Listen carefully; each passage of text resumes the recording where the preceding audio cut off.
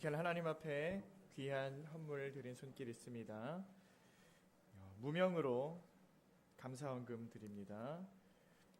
감사헌금 드립니다. 정상옥 집사님 드립니다. 건강의 축복을 함께 하시길 소원합니다. 김충식 집사님, 남선혜 집사님 가정에서 드립니다.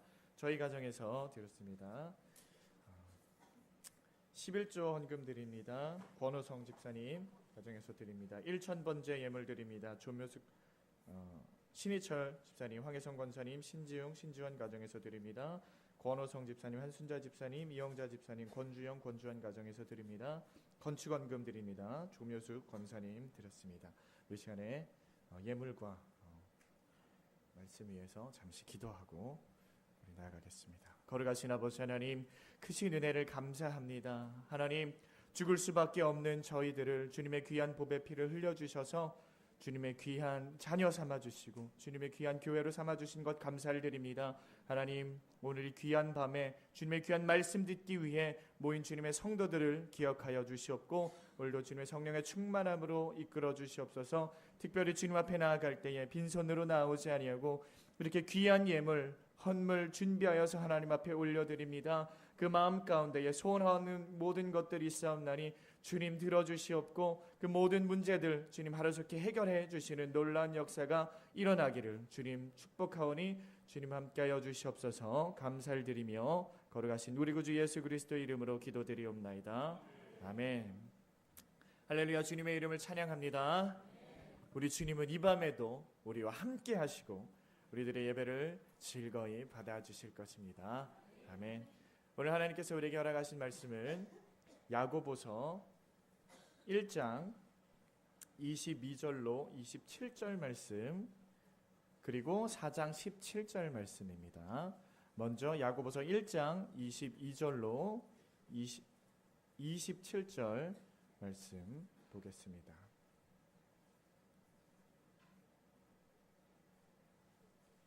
야고보서 1장 22절로 27절 말씀, 신약성경 372페이지에 있습니다. 찾으셨으면 저와 여러분이 한 절씩 교독하도록 하겠습니다. 너희는 도를 행하는 자가 되고 듣기만 하여 자신을 속이는 자가 되지 말라.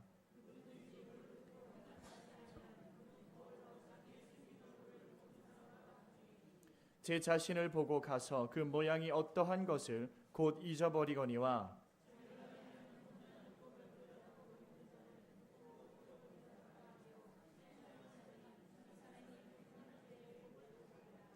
누구든지 스스로 경건하다 생각하며 자기 혀를 제갈 먹이지 아니하고 자기 마음을 속이면 이 사람의 경건은 헛것이라.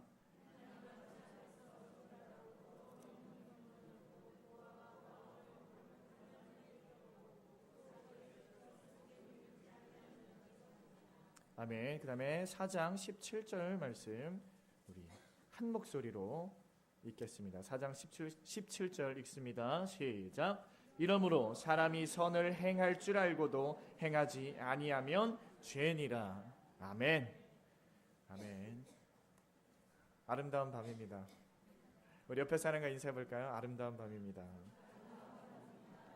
당신도 아름답습니다. 웃기세요? 아름답지 않으시고 웃기세요? 정말 아름답지 않습니까? 네, 지금 여기 앉아 계신 여러분들이요, 한번 보세요. 주위를 좀 둘러보세요. 뒤에 누가 왔나? 앞에 누가 앉아 있나? 네. 제가 우이젤교회에 와서 금요철에 설교하면서 오늘이 가장 많이 나온 날인 것 같아요. 깜짝 놀랐습니다. 와, 할렐루야. 주님의 이름을 찬양합니다. 자, 오늘 특별히 우리 여기 앞에 중등부 친구들이 함께 왔어요. 자, 우리 박수.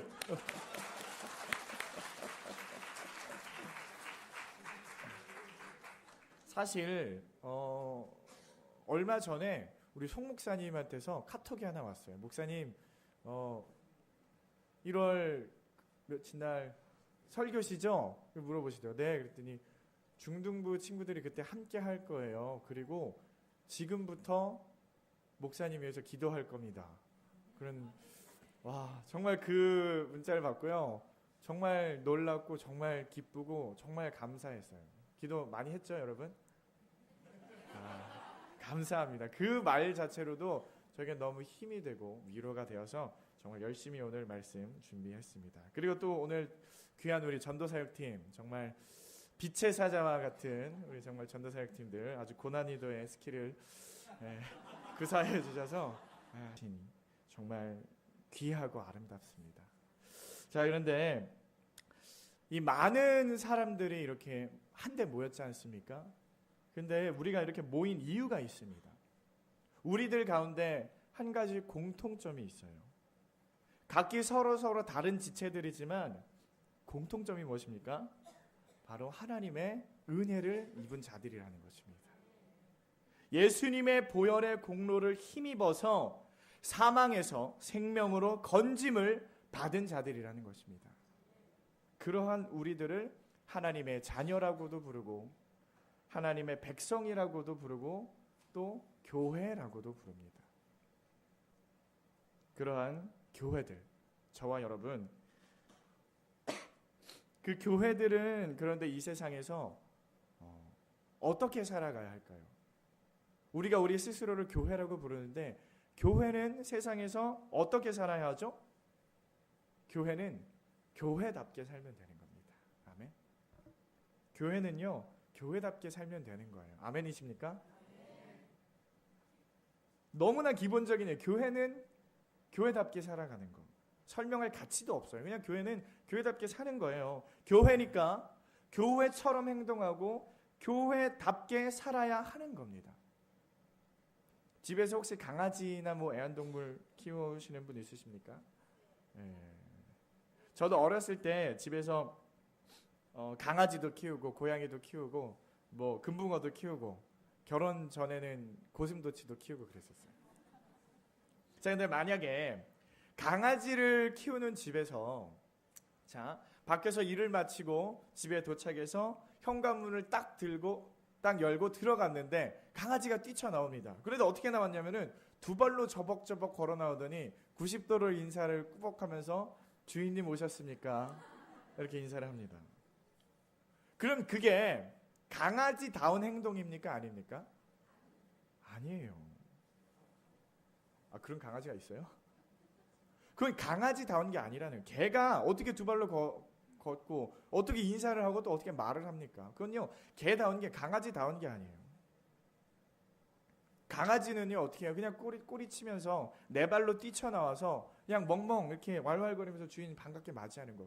그게 강아지다운 거예요. 자, 어떤 사람이 있는데 얼굴에 표정이 하나도 없어요. 웃지도 않고 울지도 않고 때려도 소리도 지르지도 않고 잠도 안 자요. 그러면 그게 사람입니까? 뭡니까? 그럼 사람 같지가 않은 거예요. 사람 같지가 않은 거예요. 그거는 사람당에 무슨 마네킹일까요? 사람은 사람다운 게 있어요. 그렇죠? 즐거울 때는 웃기도 하고 슬플 때는 울기도 하고 졸리면 잠도 자고 그게 사람다운 거 아닙니까? 그렇다면 우리가 말하는 교회라는 거, 교회다운 거, 우리를 교회라고 하는데 대체 교회다운 게 어떤 모습입니까? 그래서 오늘 우리가 함께 말씀을 상고하면서 교회다운 게 어떤 모습인지 한번 살펴보도록 하겠습니다.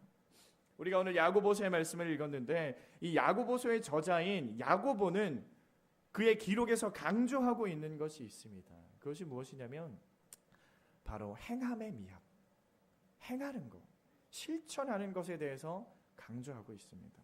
오늘 22절에도 이렇게 말씀하고 있습니다. 우리 한번 다 같이 읽어볼까요? 우리 1장 22절 다 같이 읽어봅니다. 시작. 너희는 도를 행하는 자가 되고 듣기만 하여 자신을 속이는 자가 되지 말라. 아멘. 사랑하는 성도 여러분, 교회, 우리 그리스도인들이라고 하는 사람들은 하나님께서 말씀하신 대로 살아가는 자들입니다. 하나님께서 말씀하신 그대로 따라 살아나가는 자들이라는 것입니다. 하나님께서는 말씀을 우리에게 어떻게 주십니까? 우리에게 성경을 통해서 말씀을 주고 계신 것입니다. 그리고 하나님의 말씀은 곧 법이에요. 그래서 우리들은 그 성경 말씀을 우리들의 인생의 기준을 삼고 그대로 지키며 살아나가야 한다는 것입니다. 그리고 그 법대로 살아가는 것이 바로 교회가 교회답게 살아가는 것입니다. 교회는 법이 있어요. 그래서 그 법대로 살아가는 게 그게 교회답게 살아가는 겁니다. 근데 문제가 있어요. 무슨 문제냐? 하나님의 말씀이 법이라는 거예요. 하나님의 말씀, 이 성경책이 법이라는 겁니다. 그게 문제예요. 엄청난 문제예요. 거기서부터 모든 문제가 발생합니다. 자, 우리가 하나님의 말씀을 지키지 못하면 그거는 뭐죠? 하나님의 말씀이 법이라고 했어요. 근데 하나님의 말씀을 지키지 못하면 뭡니까? 불법이에요. 그럼 불법입니다. 불법은 곧 뭡니까? 죄예요. 자, 이거 우리 완악한 인간들의 엄청난 문제예요.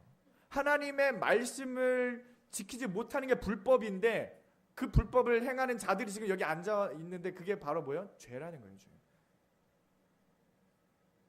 엄청난 문제 아닙니까?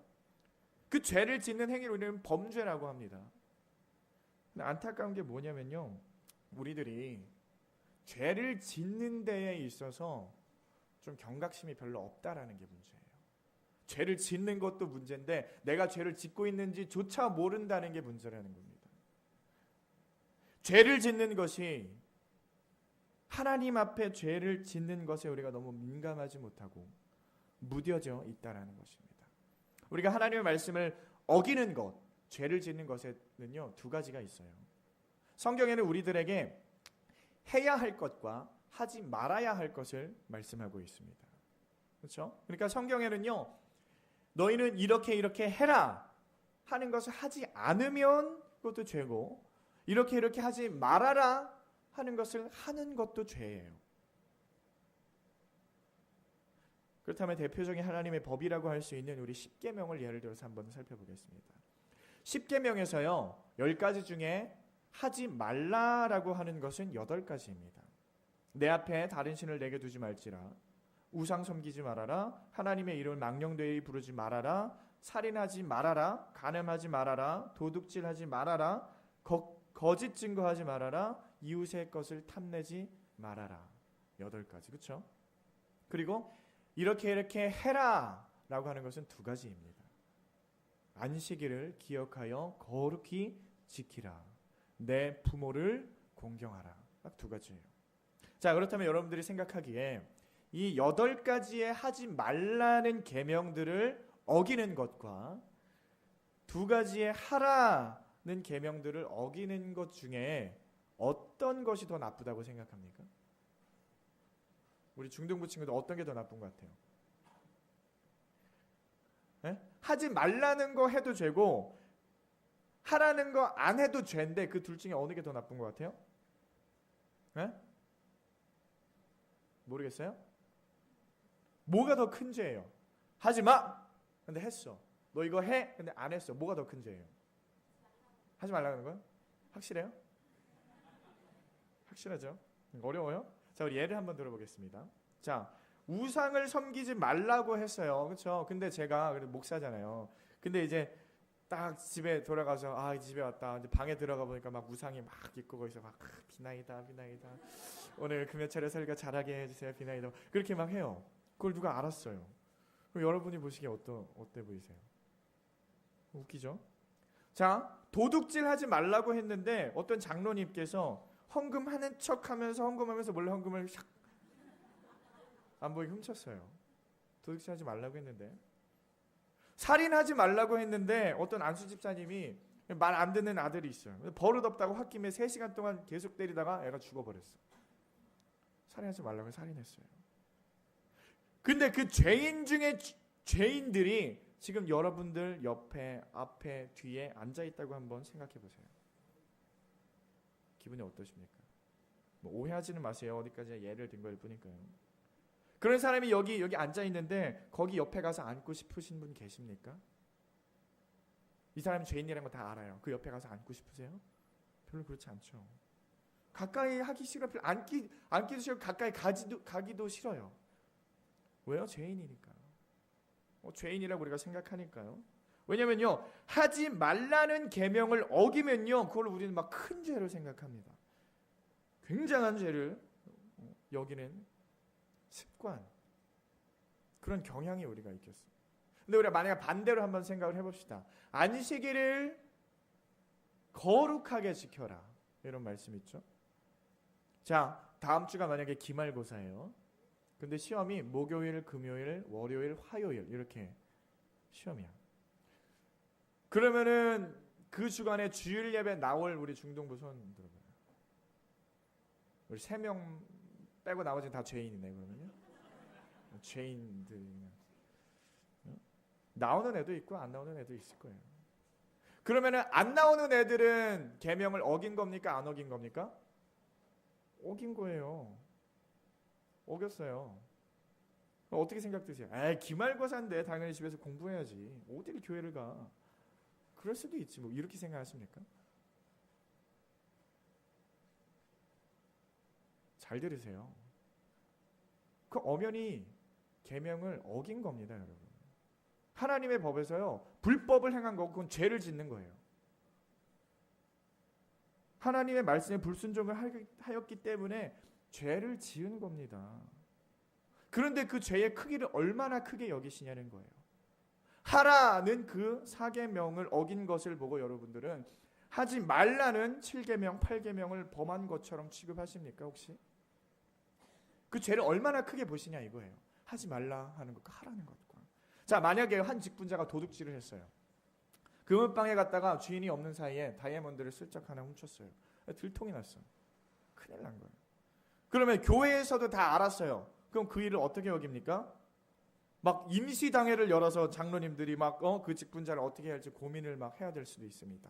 아, 이 사람을 어떻게 하냐. 가볍게 징계를 줄 수도 있고요. 심하면 직분을 박탈시킬 수도 있어요. 근데 만약에 다른 직분자가 그 부모님을 공경하라고 했는데 집에서 보니까 부모님을 공경하기는커녕 막대하는 일이 알려졌어요. 밥도 잘 안 챙겨주고 막 함부로 대하고 부모님한테. 뭐 그렇게 흔한 일은 아니지만요, 간혹 일어나는 일입니다. 직분자가 도둑질을 하는 것도 뭐 흔한 일은 아니죠. 근데 만약에 그러한 일이 생겼을 때 교회의 처사는 무엇입니까? 당회로 소집해서 이 사람을 징계합시다. 부모를 공경하지 않습니다. 글쎄요, 교회마다 차이는 있겠지만요, 제 개인적인 경험으로는 제가 33년 동안 신앙생활하면서 4계명, 5계명을 잘 지키지 않았다고 해서 권징받은 직분자를 단 한 번도 본 적이 없습니다. 뭐 기준이 애매해서 그럴까요? 사실 안식일을 거룩하게 지킨다는 일이라든지 뭐 부모를 공경하는 일이라는 것이 사실 조금 객관적으로 평가하기가, 판단하기가 쉬운 일은 아닐 것입니다. 단지 본인만 정확히 알 수 있겠죠. 하지만 중요한 사실은 말입니다. 하지 말라고 하는 그 8계명을 어긴 것이나 하라는 그 2계명을 어긴 일은 죄의 경중을 따질 수가 없다라는 거예요. 그걸 믿으시길 바랍니다. 그게 어떻게 똑같습니까, 목사님? 하는 생각이 드시는 분들은요, 다시 한번 고민해 보시길 바랍니다. 하나님의 입장에서 보았을 때는요, 그 죄의 경중은 똑같다라는 겁니다. 왜냐하면요, 성경에서는요, 그 어디에도 이 죄는 더 큰 죄고 저 죄는 조그맣고 이렇게 구분하는 것이 그 어느 곳에도 없어요. 일단 죄를 한번 범하면요, 그냥 죄예요. 그건 죄예요, 죄. 이건 죄지, 이건 큰 죄다, 작은 죄다 나누질 않는다는 말입니다. 그리고 죄의 싹은 사망인 겁니다. 자, 만약에요, 축구 경기를 하는데 공격수가 슛을 했어요. 근데 완전 홈런을 날린 거야. 골대는 전혀 상관없이 슛을 날렸어요. 근데 상대편의 이제 공격기에 와서 이 선수가 슛을 했는데 안타깝게 골대에 맞고 노골이 됐습니다. 그러면은 어느 선수가 더 나은 선수예요? 어느 슛이 더 좋은 슛이에요? 골대 맞은 게 더 좋은 슛입니까? 아니면 홈런 치는 슛이 더 좋은? 똑같아요. 똑같이 노골입니다. 공이 저 멀리 날아갔든지 간에 골대에 맞았든지 간에 아깝게 골키퍼에게 공이 잡혔든지 간에 모두 노골이라는 사실을 기억하시길 바랍니다. 득점으로 이어지는 슛이 아니에요. 중요한 것은요, 수비수가 많이 있던 간에, 뛰어난 골키퍼가 있든 간에 골대 안으로 공을 넣는 것이 그게 득점하는 거래요. 하나님의 법이 만약에 골대라고 한다면 공이 멀리 날아갔던, 골대에 맞고 노골이 됐던 간에 모두 죄라는 거예요. 죄. 우리가 생각해 보면요, 그게 똑같은 것이라고는 알고 있어요. 하지만 그럼에도 불구하고 하지 말라는 계명을, 그것을 어긴 것보다 하라는 계명에 못 미치면 그냥 서로 관대하게 여기고 죄책감도 덜 느끼는 경향이 교회에 있다는 것입니다. 그러나 죄라는 것은 우리 인간의 기준에서, 인간의 생각에 의해서 결정되는 것이 아니라 하나님의 관점에서 결정되는 것을 믿으시길 바랍니다. 인간의 법에 의해서, 인간의 관습에 따라서 결정되는 것도 아니에요. 그래서 어떠한 죄라는 것은요, 반복이 되다 보면, 자주 되풀이 되다 보면은요, 무감각해진다는 겁니다. 단지 여러분이 그냥 무감각하게 느낀다고 해서 그것이 죄가 안 되는 것은 아니라는 것입니다. 내가 무감각하게 느끼는 것이 여전히 죄라는 겁니다. 정말 우리들의 양심이 무디어져서 죄로 느낄 수 없을 뿐이지, 처음 그 죄를 지었을 때 하고 10번, 100번 죄를 지었을 때 하고 느끼는 양심의 감정은 다르지만 똑같은 죄라는 것입니다. 죄라는 것은 하나님의 법에 따라서 결정되는 것입니다. 그래서 우리가 이 죄에 대해서 좀 상고하면 좀 복잡하고 어렵습니다. 그래서 성경이 말하는 하나님이 말씀하고 있는 그 부분을 조금 설명드리려고 합니다. 자, 죄라는 것은요, 우리가 그것을 바라보는 입장 자체가 하나님과 우리와는 전혀 다르다는 것입니다.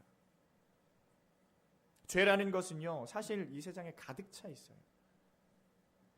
이 세상에 꽉 차 있는 것이 바로 죄라는 겁니다. 어디 하나 툭 하고 누르기만 하면 죄는요, 철철철 흘러나오는 게 그게 바로 죄예요. 근데 죄가 여러분 언제 드러나는지 아십니까? 죄가 드러나는 때가 있어요. 죄가 만연하지만 죄다 이거 죄구나 느낄 때가 있습니다. 언제냐면요, 하나님의 말씀이 떨어지기만 하면 거기서 죄가 드러나는 겁니다. 하나님이 교회에게 말씀을 툭툭툭 던져요. 그러면 그곳에서 죄가 샥샥샥 보여주는 거예요. 하나님의 말씀으로 인해서 죄가 드러나는 겁니다. 자, 하나님은요, 하나님의 말씀은 무엇이죠? 하나님의 말씀은 하나님 자신이라고 해요. 하나님은 하나님 말씀이고 하나님 말씀 하나님 자신이에요. 근데 하나님은 어떤 분이십니까? 하나님은 빛이시에요. 빛이십니다. 하나님은 이 땅 가운데 빛으로 오시지 않으셨습니까? 그래서 빛이 비춰지면 그 가운데 죄가 드러나는 거예요. 그러니까 하나님의 말씀이 던져지면 그 가운데 빛이 비춰지기 때문에 죄가 확 드러나는 거예요. 그게 어떠한 죄든 간에 하나님의 말씀에 충족이 되지 않는다면 그것은 죄라는 것입니다. 그러니까 문제는요, 지금 교회 안에 충만한 것이 무엇입니까? 하나님의 말씀 아닙니까? 교회 안에는요, 이 예배당 안에 항상 하나님의 말씀이 선포되고 있지 않습니까? 지금도 하나님의 말씀이 선포되고 있습니다. 그러니까 하나님의 말씀 계속 떨어지고 있어요. 그래서 동시에 하나님의 말씀과 함께 드러나는 것이 무엇입니까? 죄라는 거예요. 지금 하나님의 말씀이 떨어지니까 이 가운데에 죄가 막 드러나고 있는 겁니다. 제가 이런 설교 막 하니까 뭔가 생각나는 거 없으세요? 있으시죠? 죄가 깨달아진다니까요. 왜요? 하나님의 말씀이 던져지니까. 그것은 곧 빛이니까요. 근데 문제는 뭐냐면요, 우리가 막 드러났어요. 내 안에 죄가 이렇게 많이 있구나. 근데 문제는 그 죄를 해결할 수가 없다라는 거예요. 나는 무슨 짓을 해도 그 죄를 해결을 할 수가 없어요. 그래서 그 상태로 그냥 죽어버리는 거예요. 죄 문제가 해결 안 되면 죽는 거 아닙니까? 죄의 삭은 사망이라고 했잖아요. 그러니까 죄가 나한테 죄가 있네? 그럼 나는 죽어야 되는구나. 그게 드러나는 거예요. 영원한 사망으로 인도되고 있는 거예요. 그래서 아직도 지금도 세상 바깥에는요, 수많은 사람들이 영원한 사망으로 아무도 모른 채 그냥 그렇게 걸어가고 있다는 겁니다. 죄가 드러나지 않는다고 해서 죄가 없는 것은 아니지 않습니까? 우리는 다행히 죄가 드러나져서 내가 죄가 있는 걸 깨달았어요. 그게 은혜입니다. 그게 은혜예요. 성경에서 하나님께서는 이 상황을 어떻게 보여주시냐면요, 광야의 불뱀 사건을 통해서 알려주시는 거예요. 다 아시죠? 광야의 불뱀 사건. 거기에서 등장하는 뱀이라는 거, 불뱀이라고 하는 거는요, 우리가 흔히 생각할 사단이라고 사단이 아니에요. 광야에서 나왔던 불뱀은요, 예수 그리스도입니다. 그건 예수님을 표현하는 거예요. 무슨 말씀이냐? 자, 이스라엘 백성들이 하나님의 말씀을 잘 안 들어요. 불순종합니다. 하나님 막 열받게 했어요. 화나게 했어요. 그러니까 하나님께서 어떻게 하십니까? 그들에게 불뱀을 풀어버리셔요. 몇천 마리를. 그래서 그 불뱀에 물리는 자들마다 독이 퍼져서 점점 죽어가는 거예요. 그 뱀에 물려서 즉사하지 않아요. 뱀에 물리자마자 죽은 사람 한 명도 없어요. 뱀에 물린 즉 점점점 시름시름 앓다가 죽는 거예요. 바로 죽지 않습니다.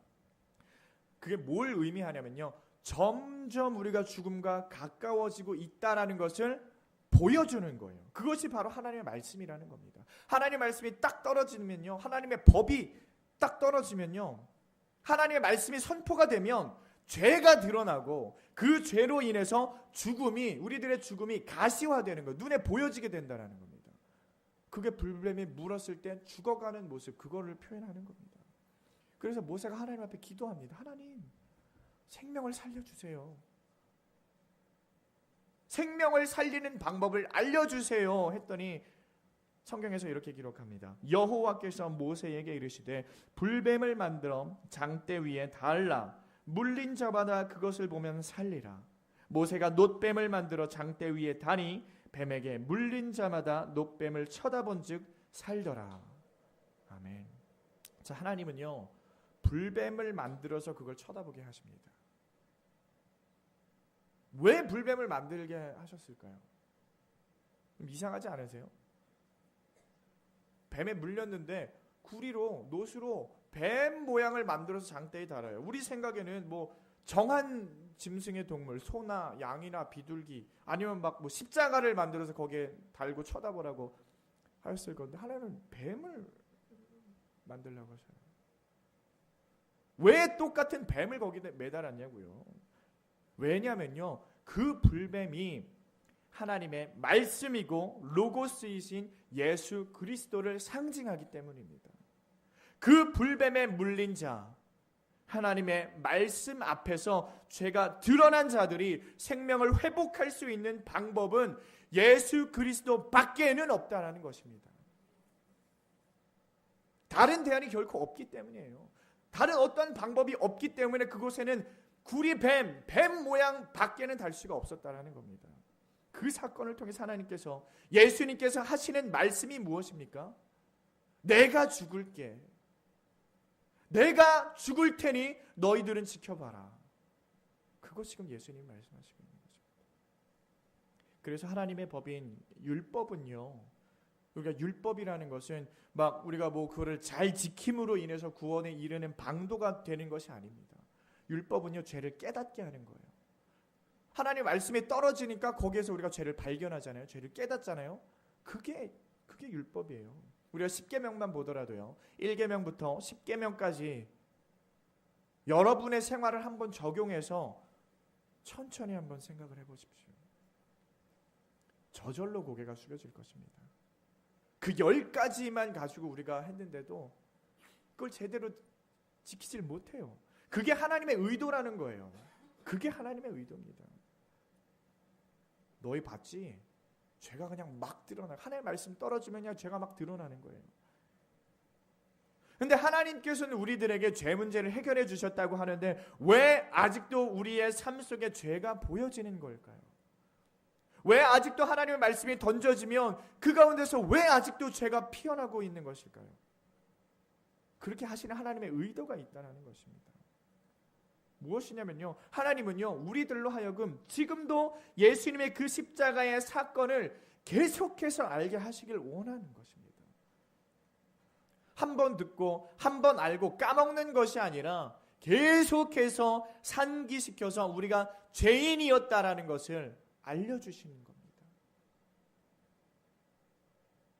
그러므로 우리가 회개함으로 예수님의 보혈을 통해서 온전한 모습으로, 온전한 교회다운 모습으로 나오시길 원하신다라는 것입니다.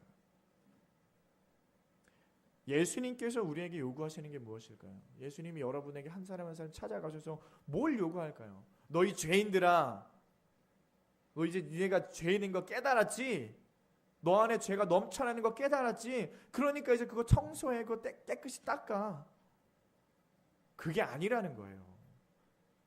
예수님이 우리의 자꾸 그 죄를 드러나게 하시는 이유는 그게 아니라는 거예요. 무슨 말입니까? 너는 못 닦아. 넌 못해.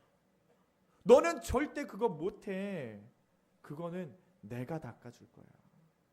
내가 깨끗하게 해줄게. 그 대신 내가 걸어갔던 길을 너도 함께 걸어가자. 무슨 길입니까? 하나님의 말씀을 순종하는 길이요. 그 길 가자는 것입니다. 예수님은요. 우리는 그 길, 그 십자가의 길, 예수님께서 말씀하신 그 길을 걸어가야만 하는 것입니다. 그것이 바로 하나님의 말씀에 순종하는 것이에요. 순종하는 것. 죄 사함을 받은 우리는 하나님의 말씀을 순종해야 하는 자들인 줄 믿으시길 바랍니다. 그 말씀대로 순종하는 여러분이 되시길 축원합니다. 근데 순종이 무엇입니까?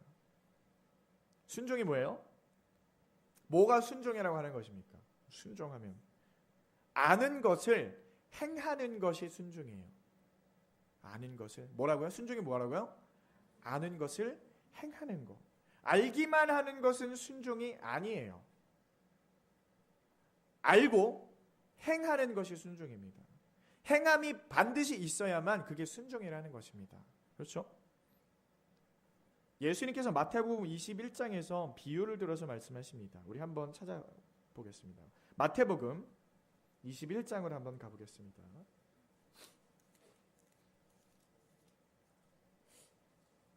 마태복음 21장 28절로 한번 가보겠습니다.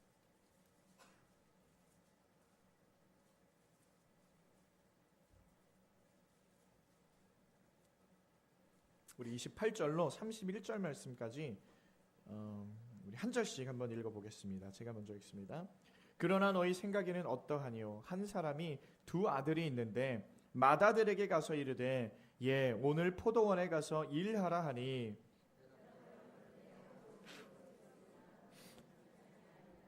둘째 아들에게 가서 또 이같이 말하니 대답하여 가로되 실소이다 하더니 그 후에 뉘우치고 갔으니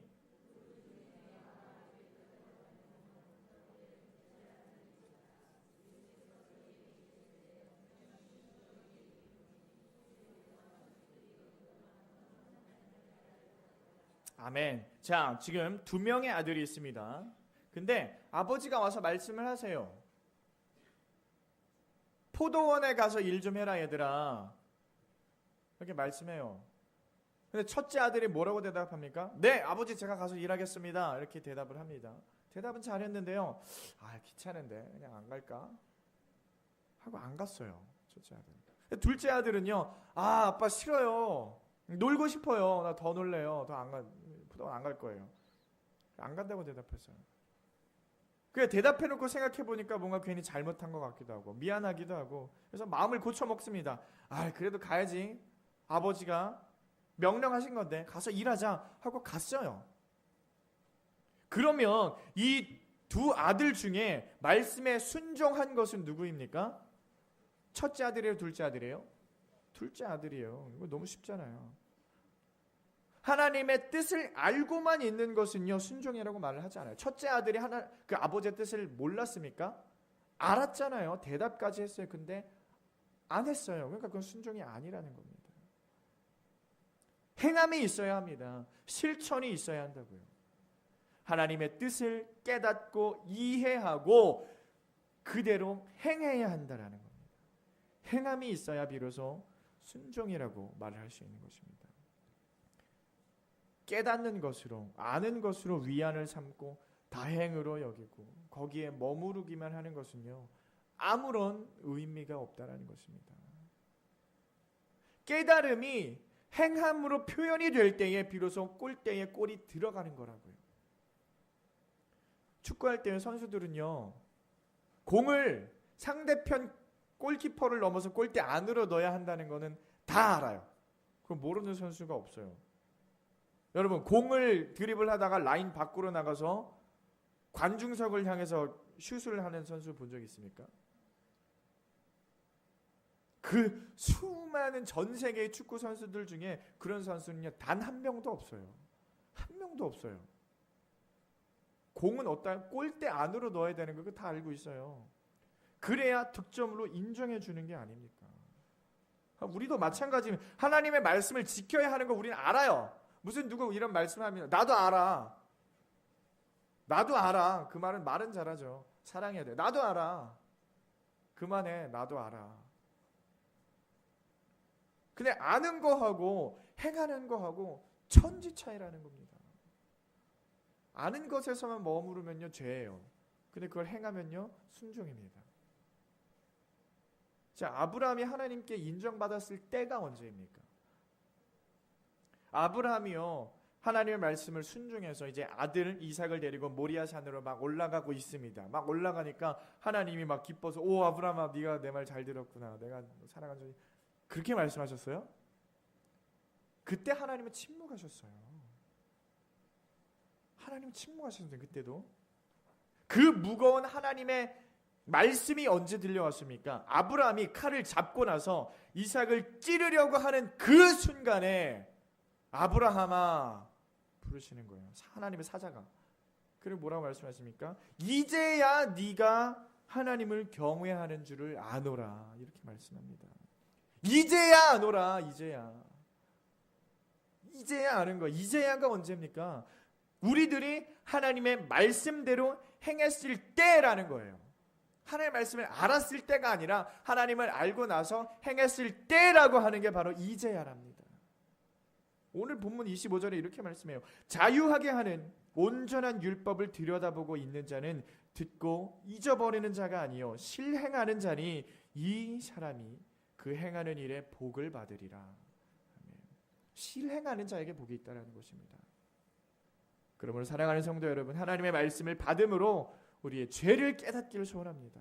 그리고 그 죄를 인하여서 하나님 앞에 회개하는 마음으로 나아가시길 소원합니다.